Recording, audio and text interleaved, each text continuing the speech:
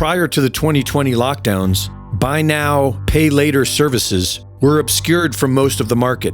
Affirm was founded in 2012 by PayPal co-founder Max Levchin, but was only used on high purchases by a small handful of merchants.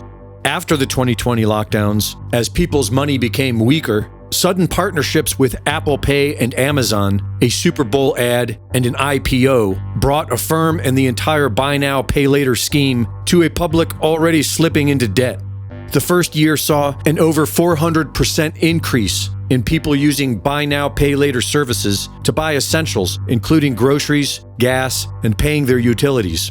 Starting in 2024, Affirm has been gradually rolling out its new requirement for biometric identification.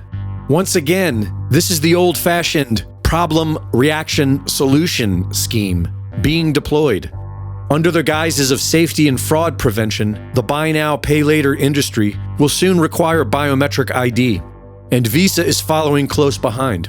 Visa launched their payment passkey in 2024, which allows you to voluntarily make purchases with your phone's built-in biometrics.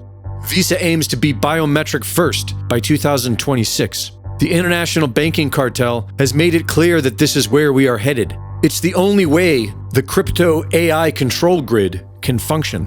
While many of us can clearly see this as a major upgrade for tyranny and an affront to human free will, many are perfectly content with an authoritarian state.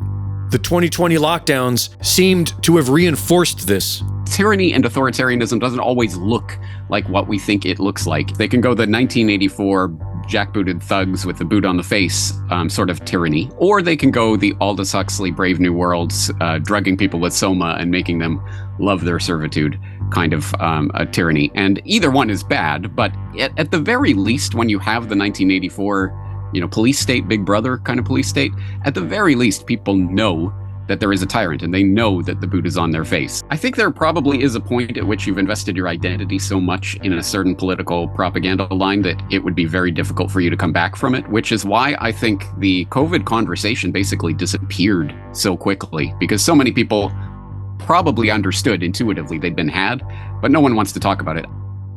An FAA waiver issued last March made it legal for government agencies and local police to operate drones beyond a visual line of sight and over large crowds of people here in the US. And since then, California company skIdeO is now deploying its quadcopter drones in just about every major US city. These drones have thermal imaging cameras. They're operated without a human user, and they have been deployed by Israel since October 2023 to track, trace, and murder tens of thousands of non-combatant Palestinians. The very same drones used by the US Department of War to surveil its enemies, the same drones used by Israel to ethnically cleanse what's left of Palestine, are now being launched every day in most major US cities to track and trace every individual. The new financial system is now ready to be born out of the ashes of the old, and all that will be required in order to buy and sell will be your consent to the biometric digital ID. Greg Reese reporting.